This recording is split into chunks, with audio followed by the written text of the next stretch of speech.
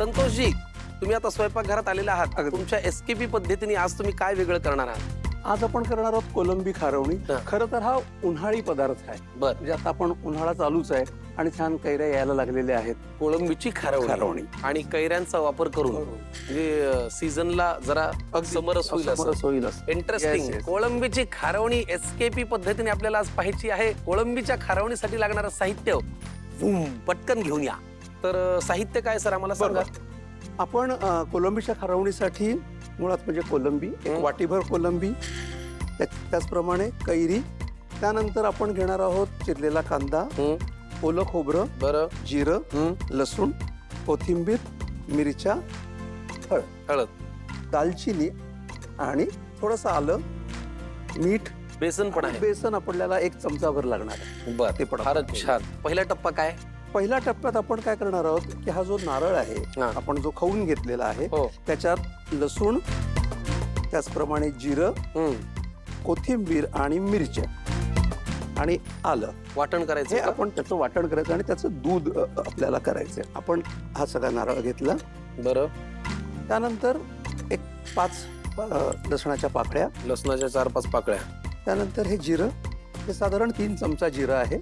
बरं, एवढं पुरेल ना? हो, अगदीच पुरेल. ही कोथिंबीर, कोथिंबीर जर हातानेच घालूया अगदी कारण ही कोथिंबीरची पानं अशी हाताला एक अशी छान लुसलुशीत लागतात. मला ते फार आवडतं. त्यानंतर मिरच्या. या मिरच्या तुम्हाला जितकं तिखट हवं असेल त्यानुसार टाकायच्या, पण जरा बेताने घालू. साधारण 2 मिरच्या चिरलेल्या आणि 1 आल्याचा आलं. तुकडा. वा, ओके.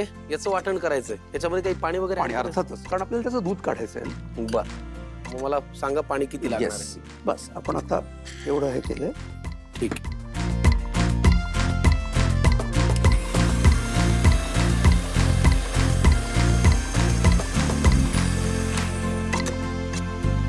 हो, मस्त. रंग पण फार छान आलाय. आता हे कशात काढून? आता हे आपल्याला गाळून घ्यायचं आहे.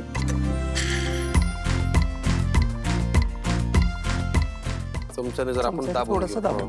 तर यात काय करायचं, आपण 1 चमचा बेसन घालू आणि हे ढवळून घेऊ. आता काय? हे आता आपण बाजूला ठेवू. ओके. आता आपण याच्यात तेल घालूया.